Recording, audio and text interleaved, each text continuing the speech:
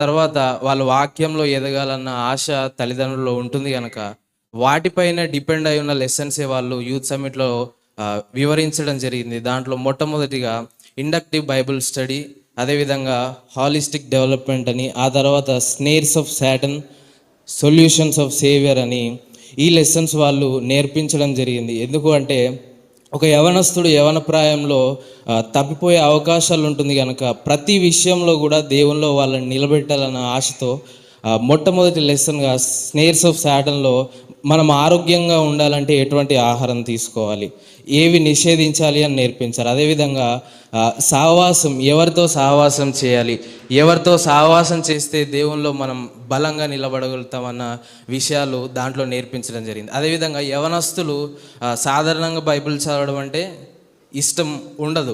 ఏ విధంగా బైబిల్ చదివితే బైబిల్ చదవడం మనకు ఇంట్రెస్టింగ్గా అనిపిస్తుంది, ఎలా ఎక్కువ సమయం మనం బైబిల్ చదవడంలో గడపగలుగుతామని ఇండక్టివ్ బైబిల్ స్టడీలో ఎలా వాక్యం చదవాలన్నది నేర్పించారు. అదేవిధంగా కెరియర్ డెవలప్మెంట్, మనము ఈ లోకంలో బ్రతుకుతున్నాం కనుక జీవనోపాధి నిమిత్తం మనము మంచిగా ఎదగాలి అంటే ఏ కెరియర్ చూస్ చేసుకోవాలి, దేంట్లో ఏ విధంగా చదువుకోవాలని వాళ్ళు నేర్పించడం జరిగింది.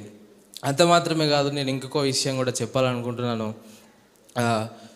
ఈ నెక్స్ట్ జనరేషన్ మినిస్ట్రీస్ గురించి సుల్లంకుల్ గారు 2023లో నాతో చెప్పారు, నాన్న నెక్స్ట్ ఇయర్ నుండి మన ఫోకస్ మొత్తము యూత్ పైన, పిల్లల పైన ఉంటుంది, వారు గొప్పవాళ్ళు కావాలి అని కార్లో వెళ్తున్నప్పుడు చెప్పాడు. అదేవిధంగా దేవుని కోసం మన ముందు తరము నిలబడాలని కార్లో వెళ్తున్నప్పుడు చెప్పినప్పుడు అనిపించింది, నిజంగా ఇది ఇంకా ముందే స్టార్ట్ అయితే బాగుండని క్లాసెస్ విన్న తర్వాత అనిపించింది. ఈ 2 సంవత్సరాలు చాలా గొప్పగా దేవుని కోసం జరిగింది.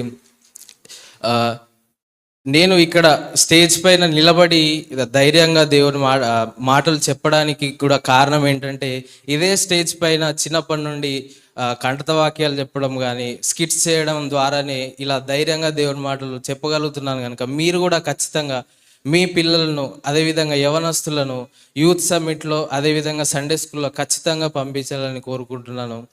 మరొక విషయం ఏంటంటే, మా తరానికి పర్సనల్గా నాకైతే ఆత్మీయ తండ్రిగా సుల్లంకులు గారే కనిపిస్తారు. ఎందుకంటే నేను ఈరోజు ఇక్కడ నిలబడి దేవునిలో ఉన్నానంటే కారణం కూడా ఆయన నోటి నుండి వచ్చిన దేవుని మాటలే కనుక ఖచ్చితంగా నెక్స్ట్ ఇయర్ వచ్చే వరకు ఇంకా అనేక మంది యవనస్తులు, ఇంకా అనేక మంది పిల్లలు, అదేవిధంగా మన కుటుంబాలు దేవునిలో కట్టబడడాన్ని బట్టి మన కుటుంబాన్ని చూసి మరొక కుటుంబము ఈ కుటుంబ ఆశీర్వాద సదస్సుకు రావాలని కోరుకుంటూ ఈ మాటలు ముగిస్తున్నాను. Thank you.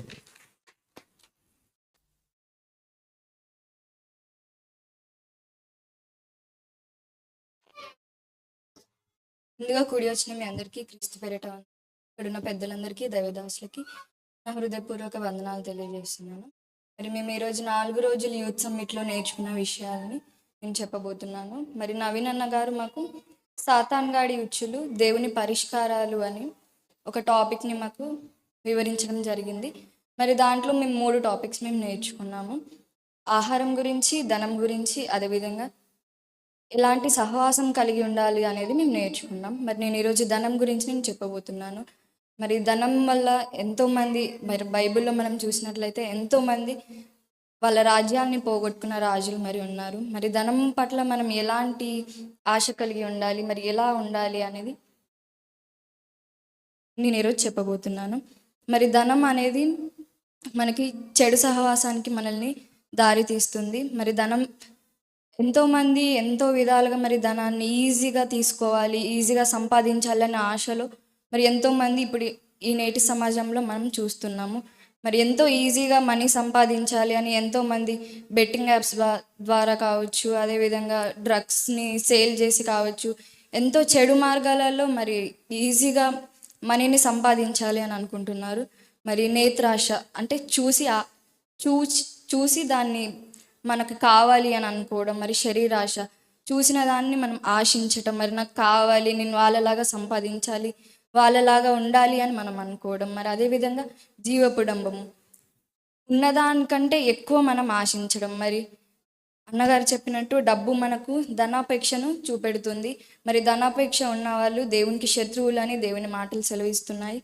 మరి ధనం మనకి ఎక్కడ అక్కర్రాదు. మనం బ్రతకాలి, ఉండాలి అని అంటే మన కష్టార్జితమై ఉండాలని దేవుని మాటలు సెలవిస్తున్నాయి. మరి దేనికైనా మన కష్టం వల్ల వచ్చిందే దేవునికి ఉపయోగపడుతుంది అని అన్నయ్య చెప్పాడు. Thank you. రామ్ కెవిన్, మీకు ఏది ఇంపాక్ట్ చేసింది అన్నది 1 minute చెప్పండి. అందరికీ వందనాలు. నేను న్యూస్ సమ్మిట్లో ప్రవీణ గారు చెప్పిన topic holistic development. Holistic development అంటే ఏంటి? హాలిస్టిక్ అంటే పరిపూర్ణం, హాలిస్టిక్ డెవలప్మెంట్ అంటే పరిపూర్ణమైన అభివృద్ధి. హాలిస్టిక్ డెవలప్మెంట్లో 4 పార్ట్స్ ఉంటాయి. అది mental development, physical development, spiritual development, ఇంకా సోషల్ డెవలప్మెంట్. మేము నేర్చుకున్నది మెంటల్ డెవలప్మెంట్ లేదా కాగ్నిటివ్ ఇంటెలిజెంట్ డెవలప్మెంట్. కాగ్నిటివ్ అంటే బుద్ధి, జ్ఞానం, తెలివి, వివేకంని ఇంప్రూవ్ చేసుకోవడం. దాంట్లో మేము మెదడు గురించి తెలుసుకున్నాం.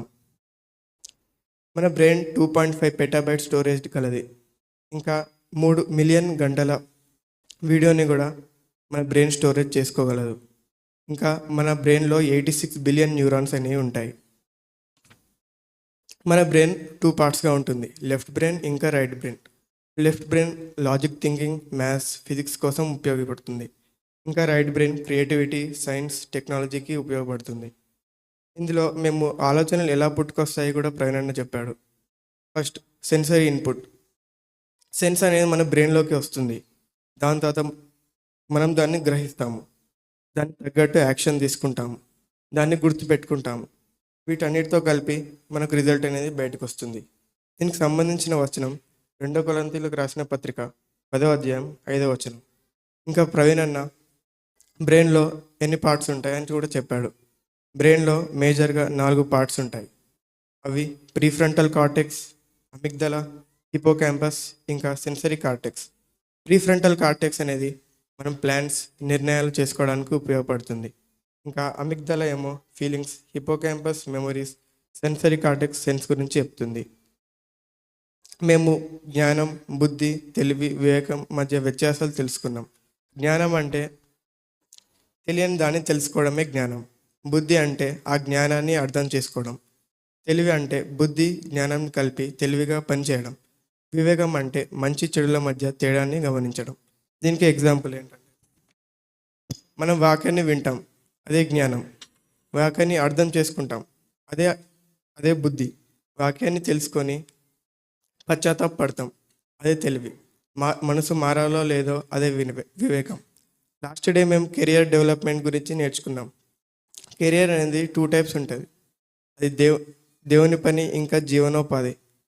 అన్నగారు మాకు ఫ్యూచర్లో ఎలాంటి జాబ్స్ వస్తాయి అని కూడా చెప్పాడు. వాటిలో ముఖ్యమైన జాబ్స్ ఏంటంటే cyber technology, biotechnology, data science, ఇంకా రిన్యూవబుల్ ఎనర్జీ. కెరియర్ గురించి ఎఫ్ఎస్సీలకు రాసిన పత్రిక 2వ అధ్యాయం 10వ వచనంలో ఉంటుంది. నేను యూత్ సమ్మిట్కి వచ్చి చాలా నేర్చుకున్నాను. అసలు బ్రెయిన్లో ఇన్ని పార్ట్స్ ఉంటాయా, కెరియర్ గురించి ఇన్ని టైప్స్ ఆఫ్ కెరియర్స్ ఉంటాయా అని కూడా తెలుసుకున్నాను. Thank you.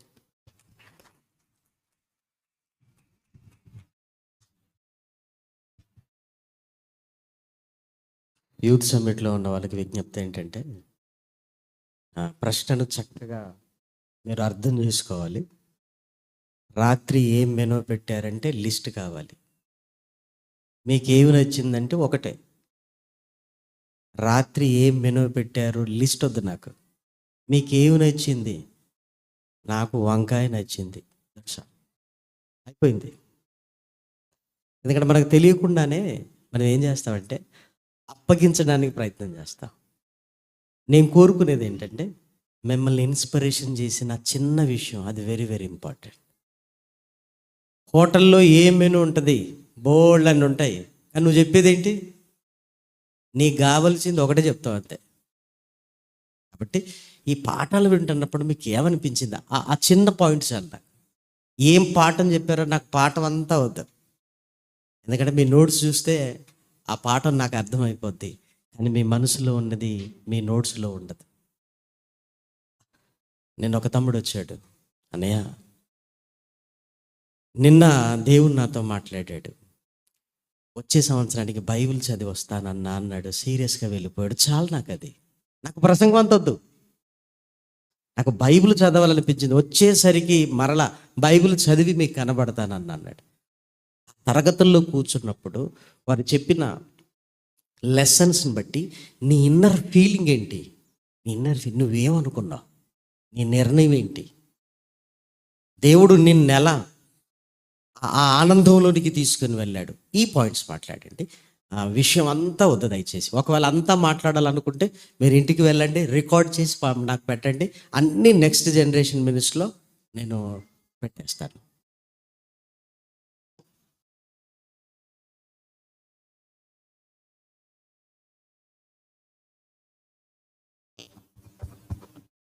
ఈ అవకాశాన్ని ఇచ్చిన దేవాది దేవుణ్ణి స్తుతిస్తూ పెద్దలందరికీ వందనాలు చెల్లిస్తున్నానండి. కూడి వచ్చిన సంఘం అంతటికి వందనాలు. ఈ 4 రోజులు కూడా మేము నేర్చుకున్న విషయాల్లో నాకు ఇంపాక్ట్ అయినవి ఏంటి అంటే, మొదటిగా మాకు ఫస్ట్ సెషన్ నవీన్ అన్నయ్య గారు చెప్పారు, snares of Satan and solutions of saviour. అసలు నాకు అంటే ఎప్పుడూ వినే విషయాలే, కానీ కొత్తగా అనిపించింది ఏంటి అంటే, శరీరాశ నేత్రాశ జీవపుడంబం గురించి చిన్నప్పటి నుంచి వింటున్నాము, కానీ ఏ ఆశ అయినా కానీ మొదలయ్యేది చూసిన తర్వాతనే. ఈ చిన్న చిన్న విషయాలన్నీ మనకి తెలుసు, కానీ పాపం అనేది ఎక్కడ మొదలవుతుందో ఆ రూట్స్ నుంచి చెప్పడానికి వచ్చారు. అంటే అసలు పాపమే జరగకుండా దాన్ని మొదటిలోనే మనం రూట్స్తో సహా దాన్ని అక్కడి నుంచి తీసేసి దాని గురించి ఆలోచించకుండా ఉంటే పాపమే జరగదు కదా అని చెప్పారు. అంటే నేత్రాశ నుంచే ప్రతీది మొదలవుతుంది, చూడడం నుంచే ప్రతీది మొదలవుతుంది. ముందుగా దేవుడు అసలు ఎందుకు కళ్ళ గురించి అంత జాగ్రత్త తీసుకోమన్నారు, మీ కన్ను చెడినదైతే అసలు తీసేయండి అన్నారు, చైన్ తీసేయండి అవసరమైతే అన్నారు. ఎందుకు అంటే మనం సెన్స్ ఆర్గాన్స్, ఆ కళ్ళు కానీ నాలుక ముక్కు ఇవన్నీ కూడా మనకి టెంప్ట్ చేస్తూ ఉంటాయి అన్నమాట, కనిపించిన ప్రతి దానికి ఆకర్షిస్తూ ఉంటాయి. నాకు ఆ విషయం అనేది చాలా బాగా అర్థమైంది. ఇంకా సెకండ్ హోలిస్టిక్ డెవలప్మెంట్ ప్రవీణ్ అన్నయ్య గారు అసలు మనం ఎందుకు బ్రెయిన్ గురించి చెప్పడానికి అక్కడ అవసరం లేదు, కానీ మాకు ఎందుకు చెప్పారు అంటే, మాలో ఉన్నది మేము నేర్చుకోవాలి కదా. లోకంలో ఎంతోమంది దాని పార్ట్స్ కానీ ప్రతిదీ చెప్తారు, కానీ పీపీటీస్ తయారు చేసి నవీన్ అన్నయ్య గారు ఏం చేశారు అంటే, నిజంగా జరిగిన రీసెర్చ్లో నుంచి ఆర్టికల్స్లో నుంచి కొన్ని కథలు కాకుండా జరిగిన విషయాలని మాకు చూపిస్తూ వచ్చారు. అంటే జరిగిన వాస్తవాల గురించి మాట్లాడారు. ప్రవీణ్ అన్నయ్య గారు ఎంతో చక్కగా పీపీటీస్ చేసి మాకు అవన్నీ చూపిస్తూ బ్రెయిన్లో ఇన్ని పార్ట్స్ ఉంటాయి, అసలు లోక జ్ఞానాన్ని దేవుని జ్ఞానంతో కలిపి నేర్చుకోవడం. లోక జ్ఞానాన్ని దేవుడు వెర్రితనంతో పోల్చారు, కానీ దేవుని జ్ఞానాన్ని మనం ఫ్రీగా దొరుకుతున్నా కానీ ఎంతోమంది ఆసక్తి చూపించరు, కానీ లోక జ్ఞానం కోసం అయితే వెర్రితనం కోసం అయితే ఎన్నో డబ్బులను ఖర్చు చేస్తూ దాన్ని నేర్చుకుంటూ ఉంటారు. కాబట్టి ఎంతో జ్ఞానం అనేది మాకు లభించింది. జ్ఞానం, తెలివి, బుద్ధి, వివేకం గురించి చాలా చక్కగా వివరించారు అన్నయ్య. అసలు సామెతల గ్రంథం చదివేటప్పుడు ఆ 4 ఒకే విధంగా అనిపిస్తాయి, కానీ వాటి మధ్య కూడా వ్యత్యాసం ఉంటుంది అని అన్నయ్య చెప్పారు. ఇంకా సుధాకర్ అన్నయ్య క్లాస్ గురించి అయితే, చిన్నప్పటి నుంచి చదివిన బైబిలే మన చేతిలోనే ఉంది, అన్ని సందర్భాలు ఎంతోమంది బోధకులు వివరిస్తూ వచ్చారు, కానీ ఈ యాంగిల్లో మేము ఎందుకు ఆలోచించలేకపోయాము అనే క్వశ్చన్ అడిగేటప్పుడు మైండ్ అంతా బ్లాంక్ అయిపోతుంది. తెలిసిన విషయాలు అయినప్పటికీ సమాధానం చెప్పలేని సిచ్యుయేషన్లో మేము వెళ్ళిపోతున్నాం, ఎందుకంటే అసలు ఆ యాంగిల్లోనే ఆలోచించలేదు కాబట్టి ఆ విధంగా మనం అన్నయ్య చెప్పిన విధంగా మనం బైబిల్ కంప్లీట్ చేయాలంటే నిజంగా మన జీవిత కాలం అంతా పడుతుంది అని నాకు అర్థమైంది. బైబిల్ని ఎన్నోసార్లు చదివాము, కానీ ఒక ఆదికాండం కంప్లీట్ చేయడానికే మనకి 1-2 సంవత్సరాలు పట్టిన ఆశ్చర్యం లేదు. ఎందుకంటే అన్ని విషయాలు, అన్ని ప్రశ్నలు అనేవి మనకు వస్తాయి. చదవడం ఎవరైనా చదువుతారు, కానీ అందులో స్టడీ చేయాలి, ఇన్వెస్టిగేట్ చేయాలి అన్న విషయాల గురించి సుధాకర్ అన్న చెప్పారు. కాబట్టి అన్నయ్య వాళ్ళు అంటే మేము 5 years వరకు సండే స్కూల్ టీచర్స్గా ఉన్నాము, దాని బ్యాక్గ్రౌండ్ వర్క్ ఎంత ఉంటుందో తెలుసు. పిల్లలకి వర్క్షీట్స్ ఇవ్వడం కోసం వాళ్ళకి లెసన్స్ ముందుగానే సిద్ధపడుతూ ఉంటాం. కాబట్టి అన్నయ్య వాళ్ళు కూడా మా కోసం ఎంతగానో కష్టపడి ఆ పీపీటీస్ తయారు చేసి దాని వెనకున్న కష్టం మాకు అర్థమైంది. వాళ్ళకి కావాల్సింది కేవలం ఒకటే, మేము వాక్యంలోనే దాన్ని స్టడీ చేస్తూ ఇన్వెస్టిగేట్ చేస్తూ మేము నేర్చుకోవాలి, ఎదుటి వాళ్ళకి తెలపాలి అని. Thank you. ఓకే, టైం ఇంకా 15 minutes ఉంది. అన్న టైం అంటే టైం, అది అందరికీ తెలుసు.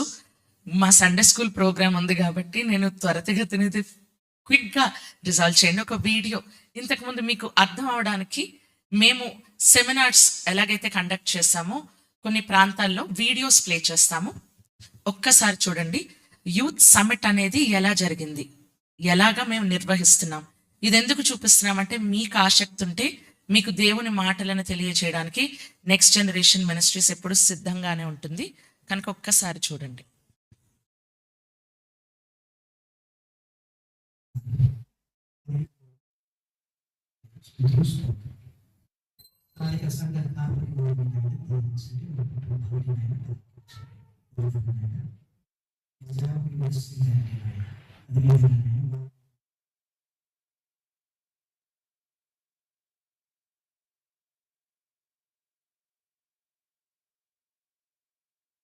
రిలీజ్ అయిపోయారు. ఇప్పుడు అబ్బాయిలు ఏం చేస్తున్నారు, యుద్ధానికి అయితే రాలేదు, కానీ ఇలాంటి పెద్దరికాలు వస్తారు. ఇప్పుడు పెద్దరికాలకు వచ్చినట్టు ఎవరు దేని టార్గెట్ చేస్తున్నారు అంటే ఎవరు పిలువుగా వచ్చారు, ఎవరు పిలువుగా వచ్చారు వాళ్ళకి ఈ ఇల్లు ఫలానా ఇల్లు అని వాళ్ళకి తెలుసు. ఈ రకంగా యూత్ సమ్మిట్ అనేది మరి చేయడం జరుగుతుంది. మాకు స్ట్రెంగ్త్ కూడా వద్దు, 30 మంది లోపే కావాలని ఎప్పుడు చెప్తాము, కానీ ఇంకా ఎక్కువ మంది హాజరవుతున్నారు. అన్నయ్య చెప్పింది ఎప్పుడు ఒకటే, మాకు 20 నుండి 30 మంది చాలు. పర్సనల్గా వాళ్ళ మీద ఇంట్రెస్ట్ చూపించాలనే ఆలోచనతోనే మరి వీటిని చేస్తున్నాము. మిగిలిన వారు త్వరగా నిమిషంలోపు ఏది నచ్చిందో అదే మాట్లాడండి. అందరి గురించి వద్దు, అన్నయ్య అది మరీ మరీ చెప్పారు. త్వరగా రండి.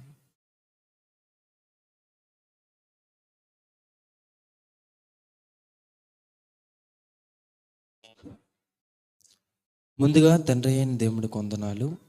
రెండవ కుటుంబ ఆశీర్వాద సదస్సుకు వచ్చిన మీ అందరికను, స్టేజ్ మీద ఉన్న సేవకులకును, మరి ముఖ్యంగా మన ప్రభువు మన రక్షకుడైన క్రీస్తు పేరిట వందనాలండి. మరి ఈ 4 రోజులు యూత్ సమ్మిట్లో ఏమి జరిగింది అని మీరు తెలుసుకోవాలంటే మీరందరూ యూట్యూబ్లో క్లాసులు ఉన్నాయి, చూడొచ్చు. కానీ యూత్ సమ్మిట్కి వెళ్ళిన నన్ను ఆకర్షించిన విషయాలు అయితే నేను ఒక 2 చెప్పి నా టైంను ముగిస్తాను. ఎందుకంటే నాకు ఇచ్చిన సమయం చాలా తక్కువ కాబట్టి. నేను చెప్తున్న విషయం ఏంటంటే, ముఖ్యంగా యూత్ సమ్మిట్ని 3 భాగాలుగా విభజించడం జరిగింది. సుధాకర్ అనే ఒకటి, ప్రవీణ్ అనే ఒకటి, నవీన్ అనే ఒకటి చెప్పడం జరిగింది. మెయిన్గా ఇప్పుడు వరకు నా కళ్ళు నన్ను ఎంతలా మోసం చేశాయా అనిపించే సంఘటనలు నేను యూత్ సమ్మిట్లో తెలుసుకోవడం అయితే జరిగింది. ఏ విధంగా అంటే, సుధాకర్ అని చెప్పిన విషయాల్లోని బైబిల్ క్రమం, అంటే బైబిల్ ఎలా చదవాలి, ఎలా చదివితే అర్థమవుతుంది, ఏ సిచ్యువేషన్లో మనం ఎలా థింక్ చేయాలి అనేది చాలా మాకు అర్థమయ్యే రీతిలో అన్నీ చెప్పడం అయితే జరిగింది. ఇందులోని మెయిన్గా నాకు అర్థమైన విషయం ఏంటంటే, ఇప్పుడు వరకు నేను ఎంతలా ఆలోచించలేకపోయినా, ఎలా ఉండిపోయినా, బైబిల్ ఎంతవరకైనా తీసుకున్నాను అనే ఆలోచన అయితే నాకు వచ్చింది. కానీ యూత్ సమ్మిట్ని చెప్తున్న అన్న వాళ్ళందరూ చాలా కష్టపడుతున్నారండి. ఏ విధంగా అంటే, ఈరోజు మాకు 1 గంట లేదంటే 1 గంటన్నర 2 గంటల క్లాస్ చెప్పడానికి మినిమం వాళ్ళు ఒక 1 ఇయర్ నుంచి ముందుగానే వాళ్ళు ప్రిపేర్ అయ్యి వస్తున్నారు. దీన్ని బట్టి నాకు ఒక ఆకట్టుకునే విషయం ఏంటంటే, అన్న ప్రవీణ్ అన్న ఒక హోంవర్క్ ఇచ్చాడు అందరికీ. ఈ వర్క్ మీరు చేసుకు రావాలి అనేసి అన్న చెప్పినప్పుడు ప్రతి ఒక్కరు సరే అని చెప్పి వెళ్ళారు. తర్వాత రోజు వచ్చిన తర్వాత వర్క్ ఒక్కరు కూడా చేయలేదు. అన్న చాలా బాధపడ్డాడు. ఇదేంటి ఎంత కష్టపడి చెప్తున్నావు, ఒక్కరు కూడా వర్క్ చేయకంటే ఎందుకు వచ్చారు అనే ఆలోచన అన్నలో ఉంది. కానీ నాకు అక్కడ అన్న ఫీల్ అయిన దాన్ని బట్టి నాకు అర్థమైంది ఏంటంటే, ఈరోజు మనల్ని నడిపిస్తున్న సేవకులు, లేదంటే మనకి ఒక సత్యవాక్యాన్ని చెప్తున్న ఒక అన్న ఎంతలా ఫీల్ అవుతున్నాడంటే, మరి మనం నేర్చుకోకుండా ఆయన మన కోసం రాసిచ్చిన ఈ బైబిల్, అదే ప్రేమ లేఖని మనం తెలుసుకోకపోతే దేవుడు మరింత ఎంతలా ఫీల్ అవుతాడనే ఒక ఆకట్టుకునే విషయం నాకు అర్థమైందండి. మరి ఇక మీదైనాను సరే బైబిల్ ఎలా చదవాలి, ఎలా వచ్చిందనే మరిన్ని విషయాలు నేను తెలుసుకోవడానికి చాలా ఆసక్తిగా ఉన్నాను. మరి ఈ జరిగే 5 సంవత్సరాల్లో కూడా ఎక్కడ యూత్ సమ్మిట్ జరిగినా నేను మిస్ అవ్వకుండా వస్తానని మరి ముఖ్యంగా చెప్తున్నాను. ఈ అవకాశం ఇచ్చిన సేవకులకి ధన్యవాదాలు.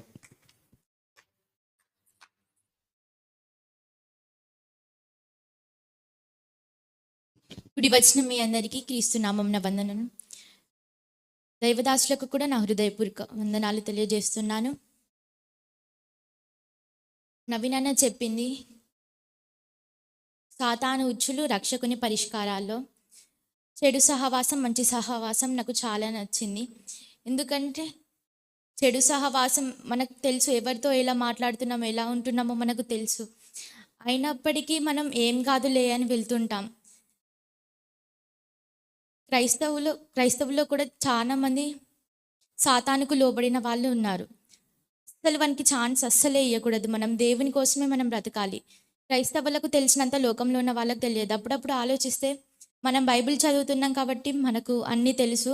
లోకంలో ఉన్న వాళ్ళకి వాళ్ళు అంత కరెక్ట్గా చెప్పలేరు. చెడు సహవాసంని చూసినట్లయితే మనందరి కుటుంబంలో ఎవరైనా ఒక్కరైనా సాతానుకు లోబడి ఉంటున్నారు. సాతాను ప్రేరేపించి ఎప్పుడు మింగుదామా యవనస్తులని, వారిని ఎప్పుడు వాని చుట్టూ తిరిగించుకుందామా అని చూస్తూనే ఉంటాడు. కానీ రక్షకుడు ఎప్పటికీ చెప్తూనే ఉంటాడు, అలా చేయొద్దు, అది మంచిది కాదు, మీరు నా కోసం బ్రతకండి. మనకు పరలోకం కావాలంటే ఆయనను మనం నమ్మాలి. ఆయన వాక్యమే మనకు మంచి బలాన్ని దయచేస్తుంది. రక్షకుడు మనకు పరలోక రాజ్యాన్ని దయచేస్తాడు. ఈ చిన్న నా మాటలు ముగిస్తుంది. ధన్యవాదాలు. థ్యాంక్ యూ అమ్మా. నెక్స్ట్ అశ్వన్. 7 minutes మాత్రమే ఉంది. మీరు 8 మంది ఉన్నారు. టైం అయితే అక్కడితో క్లోజ్ చేసేస్తాం. అందరికీ వందనాలు. మేము ఈ 4 days యూత్ సమిట్లో నేర్చుకున్నది మెయిన్గా నవీన్ అన్నది snares of Satan, solutions of saviour, సాతాను ఉచ్చులు రక్షకుని పరిష్కారాలు. అంటే ఈ అన్ని కోణాల్లో చూస్తే మనం ఒక పాయింట్ అయితే కామన్గా ఉంది, నేత్రాశ, జీవబుడం, శరీరాశ. అంటే దేవుడు మనల్ని ఎంత జాగ్రత్తగా ఉన్నామంటే మనం అంత సాతానికి మనం అంత లోబడుతున్నాం. సో ఇప్పుడు దేవుడు మనకి ఏం చెప్పాడంటే నేత్రాశ అంటే చూడు, చెడు సహవాసం కోరుకుంటా. అంటే నేను 3rd డే నేర్చుకునేది సహవాసం గురించి. నాకు సహవాసం అంటే ఫ్రెండ్స్తో ఎక్కువ గడపాలి అనే ఒక భావనలో నేను ఉంటాను ఎప్పుడు. అంటే దేవుడు నన్ను ఎంత ప్రేరేపించినా నేను ఎప్పుడు స్నేహం వెళ్తాను. అయితే నా జీవితంలో ఒక సంఘటన జరిగింది. యాక్చువల్లీ ఆ ఫ్రెండ్స్ అందరూ మండికి వెళ్దాం దారా అన్నాడు. యాక్చువల్లీ అప్పుడు సండే ఉంది, వరంగలే కదా అని నేను కూడా వస్తా అన్నాను. కానీ నేను రాలేకపోయినాను. అదే విషయం వాళ్ళ ఓన్ బైక్స్ మీద వస్తుండనే వాళ్ళు చాలా స్పీడ్గా వెళ్తున్నారు. జస్ట్ ఒక బండరాయి తాకి ఒక ఫ్రెండ్ కాలు మొత్తం కొట్టుకుపోయింది. అంటే వాళ్ళు ఎంత స్పీడ్గా వెళ్తే అంత గాయం జరిగింది. అంటే ఇప్పుడు నన్ను దేవుడు ప్రేరేపించినట్టు నేను దేవునికి ఎంతో మహిమ చెల్లిస్తున్నాను. సో చెడు అంటే శరీరాశ చూస్తే మనం చెడు సహవాసం చేయుట అంటే మనం చేయాలని సాతాను ప్రేరేపిస్తుంది. అంటే మనకి ఇప్పుడు యాకోబు పత్రికలో చూస్తే లోక స్నేహము దేవునిలో వైరము అని మీరు ఎరుగోరా అని దేవుడు మనల్ని ప్రశ్నిస్తున్నాడు. అంటే ఇది లోక స్నేహం మీరు నాకు ఇష్టం లేదు అని కూడా మీరు చేస్తున్నారంటే మీ దేవుడు మనల్ని ప్రశ్నిస్తున్నాడు. సో మనం ఏం చేయాలంటే దేవుని మాటను విని దేవుడు మనకి ఎప్పుడు చెప్తూనే ఉంటాడు, మన అంతరంగంలో మనకి ఎప్పుడు చెప్తూనే ఉంటాడు. దేవుడు పరిశుద్ధాత్మ శక్తిని మనకు అనుగ్రహిస్తూనే ఉంటాడు. మనం అంటే మనం లోక ఆకర్షణకి మనం ఎప్పుడు లోనవుతాం. సో మనకి ఇంకో 1 కొరింథీయులు 15:33 దుష్ట సాంగత్యము మంచి నడవనికి చెడుకును. మనం ఎంత మంచిగా ఉన్నా వేరే వాళ్ళు మన అంత దేవునిలో ఎదిగే అంత నమ్మకం లేదు. సో మనం వాళ్ళని మార్చగలుగుతాం కానీ వాళ్ళే మనల్ని మార్చేస్తారు. సో ఎప్పుడు ఆ నమ్మకంతో ఉండకుండా మనం దేవునిలో ఇంకా మంచిగా ఎదగాలని, నేను ఇంకా బలపడాలని నేను విశ్వసిస్తున్నాను. ఇంకా జీవబుడం చెడు సహవాసం అతిశయించుట, దానిలో ఇంకా మనం ఇంకా లోపలికి వెళ్తాం. సో ఇదంతా ఇప్పుడు ఇన్స్టాగ్రామ్, ఫేస్బుక్ అవన్నీ వచ్చాయి. దానిలో మనం చాటింగ్ చేస్తాము, అంత అయిపోయింది. మీటప్ అంటాము, అంత అయిపోయినాక మనం ఇంత పాపం చేసామా అంటే అప్పుడు తెలుసుకునే లాభం మనకి ఏం లేదు. సో అంతే ఈ లోక సామెత ఒకటి ఉంటుంది, చేతులు కాలినాక ఆకులు పట్టుకోవడం అంటే. సో దాన్ని మనం గ్రహించాలి. మనకి నిజమైన ఆనందం ఎక్కడ దొరుకుతుందంటే దేవుని సన్నిధిలో. అక్కడ దేవుని ఒక్క దినం గడుపుట 1000 దినంతో సమానమని దేవుడు మనకు సెలవిచ్చి ఉన్నాడు. క్రీస్తుతో స్నేహం, క్రీస్తులా జీవించాలి, క్రీస్తునందు అతిశయించుట. సో ఈ మాటలు ముగిస్తున్నాను. థ్యాంక్ యూ వెరీ మచ్ నాన్న. Girls thank you very much. సమయం అయిపోయింది అని వెళ్ళి కూర్చున్నారు. మీది దయచేసి రికార్డ్ చేస్తే నెక్స్ట్ జనరేషన్ మినిస్ట్రీస్లో వాళ్ళది అప్లోడ్ చేయడం జరుగుతుంది. కనుక మీరు కూడా ఓకే అంటే నెక్స్ట్ జనరేషన్ మినిస్ట్రీస్లో మీ 6గురిది అప్లోడ్ చేస్తాం. వీడియో బైట్స్ కూడా ఉన్నాయి, వాళ్ళవి కూడా అప్లోడ్ చేయండి. Thank you very much. మీరు సబ్స్క్రైబ్ చేయాలి అనుకుంటే అక్కడ స్కాన్ కోడ్ ఉంది, నెక్స్ట్ జనరేషన్ మినిస్ట్రీస్కి సబ్స్క్రైబ్ చేయగలరు.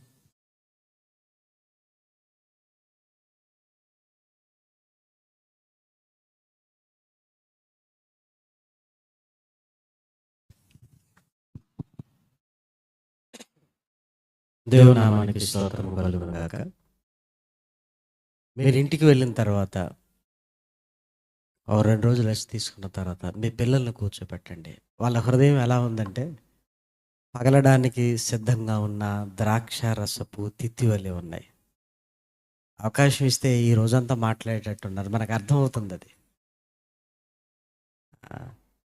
మరలా మనకు ఆరాధన ఉంది. దయచేసి మీ పిల్లలతో వాళ్ళు ఎంతసేపు మాట్లాడితే అంతసేపు మీరు వినండి. ఇంటికి వెళ్ళిన తర్వాత తల్లిదండ్రులుగా మీరు కూర్చోండి. ఎవరై చెప్పరా, వాడి హృదయంలో ఉంటున్న వాళ్ళు నేర్చుకున్న అవన్నీ మీరు వినండి. మీరు చాలా హ్యాపీగా ఫీల్ అవుతారు, చాలా హ్యాపీగా ఫీల్ అవుతారు. అవి రికార్డ్ చేయండి, మాకు పంపండి. నెక్స్ట్ జనరేషన్ మినిస్ట్రీ అనగానే ఒక అలవాటు ఏమవుతుందంటే ఇది సునీల్ అన్నది అంటున్నారు. కాదు, ఇది మనందరిది అన్న పదం నేను వినాలి.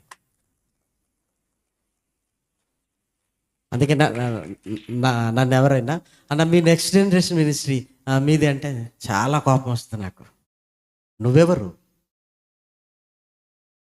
అసలు అన్నా? మన నెక్స్ట్ జనరేషన్ మినిస్ట్రీస్లో ఇది చేద్దామా? మనది, అది నువ్వు ఓన్ చేసుకోవాలి. ఒకవేళ ఇది సునీల్ అన్నదంటే సునీల్ అన్న బతుకున్నంత వరకు ఉంటుంది, సునీల్ అన్న పోతే ఉంటుంది. ఇక ఇది మనది అనుకుంటే మానవాళ్ళు ఉన్నంత వరకు ఉంటుంది ప్రేమన వాళ్ళు. కాబట్టి ఆ భాష దయచేసి ఇది మీది కదా, ఇది మాది లేదు, ఇది మనందరిది. అందుకే సెమినార్లో ఉండనిది ఏంటో మీ అందరికీ తెలుసు, వందన సమర్పణ ఉండదు. ఎందుకు? ఇంట్లో ఫంక్షన్ చేసుకొని వచ్చిన వాళ్ళకు వందన సమర్పణ చెప్పుకుంటాం, కానీ ఇంట్లో ఉన్న మనం వందన సమర్పణ చెప్పుకుంటామా? ఇదిగో మనందరిది. మీరు నాకు చెప్పటం ఏంటి, నేను మీకు చెప్పటం ఏంటి? ఇది మనందరిది. మనం అందరం దేవుణ్ణి స్తుతించటమే.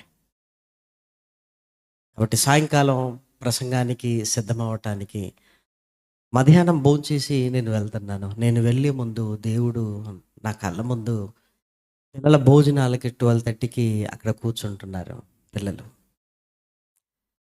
ఆ భోజనానికి కూర్చున్నప్పుడు నాకు కలిగే ఆలోచన ఏంటంటే, ఎంతమంది పిల్లలు, నిజంగా 350 మంది సండే స్కూల్ పిల్లలంటే అసలు ఏంటి అసలు? దేవుడికి ఎన్ని పనులు ఉన్నాయి, ఎంత భవిష్యత్తు ఉంది, వీళ్ళు ఏమైపోతారు, వీళ్ళ జీవితాలు ఏంటి? అయ్యో, వీళ్ళ తల్లిదండ్రులకు ఏదైనా ఒక లక్ష్యం ఉందా ఈ పిల్లల పట్ల? వాళ్ళు అలా భోజనానికి కూర్చున్నప్పుడు నేర్పిస్తే ఏదైనా నేర్చుకునే స్థితిలో వాళ్ళు ఉన్నారు. అంటే తల్లిదండ్రుల బాధ్యతను నువ్వు గుర్తు చేయాలి. ఇదిగో నా సర్వస్వం నా పిల్లలు అన్నట్లుగా దేవుడు వారిని నా కళ్ళ ముందు అక్కడ కూర్చోబెట్టాడు అనిపించింది ప్రేమన వారిలాగా. 5 రోజులు చూస్తేనే హృదయం భారంగా ఉంటే ప్రతిరోజు నీ పిల్లలను చూస్తున్నప్పుడు ఆ భారాన్ని నువ్వు మొయ్యగలుగుతున్నావా? డాక్టర్లు, ఇంజనీర్లు వదిలేయండి ప్రేమన వారిలా. నీ పిల్లలు దేవునిలో ఉండాలి. అది నీ జీవిత లక్ష్యముగా మారాలి ప్రేమన వారిలా. అందుకే సండే స్కూల్ పిల్లలు కూడా వాళ్ళు ఏమి నేర్చుకున్నారు, వాళ్ళ యాక్టివిటీ ఏంటి? దయచేసి నేను చెప్పేది ఏంటంటే, ఒక్కసారి పిల్లవాడు ఏదైనా సరిగా చెప్పకపోతే మనం హేళనగా నవ్వితే ఈ నవ్వులు వాడి హృదయంలోనికి వెళ్ళి ఎప్పుడు దేవుని గురించి కూడా మాట్లాడడానికి స్టేజీ ఎక్కడు వాడిగా. దయచేసి ఎప్పుడు కూడా మీరు ఎంకరేజ్ చేయకపోయినా పర్వాలేదు, డిస్కరేజ్ చేయకండి. హేళనగా నవ్వటాలు, అయ్యో అది అదంతా లోకపూతి. మనం ఏంటంటే మన పిల్లల్ని ప్రోత్సహించడానికి కూర్చున్నాం కదా. ఎందుకంటే ఎవరో ఒక్కరు స్టార్ట్ చేస్తారంతే, ఇక మనం అందరం వంతపడుతుంటాం. చెప్పరాదు అయితే ఏంటి ఇప్పుడు, పాడరాదు మధ్యలో ఆగిపోయారు అయితే ఏంటి ఇప్పుడు, దయచేసి పిల్లల కార్యక్రమానికి అందరూ సపోర్ట్ చేయాలి. ఎవ్వరు హేళనగా నవ్వద్దు, ఎవ్వరు కూడా పిల్లల్ని డిస్కరేజ్ చేయొద్దు. వాళ్ళు కాసేపు ఆగినా పర్వాలేదేమో, కానీ ఇదిగో వాళ్ళని మనం ప్రోత్సహించి దేవునిలో నిలబెట్టుకునే స్థితిని ఇవ్వాలి. కాబట్టి దయచేసి యూత్ను, ఆ తర్వాత చిల్డ్రన్స్ను, ఆ తర్వాత భోజనం తర్వాత మీరు పిలుచుకోండి. ఒరే నువ్వు బాగా మాట్లాడావురా, నువ్వు బాగా చెప్పావురా అని వాళ్ళని ఎంకరేజ్ చేయండి. తల్లిదండ్రులకు ఒక పెద్దలుగా మీరు చెప్పే మాట ఎంత బాగుంటుందో తెలుసా. ఒక సండే స్కూల్ కుర్రోడు వాళ్ళ నాన్న దగ్గరికి వెళ్ళి, నాన్న సండే స్కూల్ టీచర్ నన్ను వెరీ గుడ్ అన్నదని చెప్తున్నాడట. ఎంత ఇంపాక్ట్ పడిందో చూసారా. నన్ను వెరీ గుడ్ అన్నది నాన్న, నన్ను వెరీ గుడ్ అన్నది, వాడికి ఎంత హ్యాపీ. కాబట్టి మీరు 10 మంది పిల్లల్ని పిలిచి, ఒరే నువ్వు గొప్పవాడు అవుతావురా, నువ్వు బాగా చెప్పావురా అని మీరు ప్రోత్సహించండి. మీ మాటలు వాడికి ఆశీస్సులై మన పిల్లలు గొప్ప వాళ్ళు అవుతారు ప్రేమన వాళ్ళారా. కాబట్టి ఈ కార్యక్రమాన్ని సండే స్కూల్ డిపార్ట్మెంట్ వాళ్ళకి అప్పగిస్తున్నాను. సువర్ణ గారికి ఈ కార్యక్రమాన్ని అప్పగిస్తున్నాను.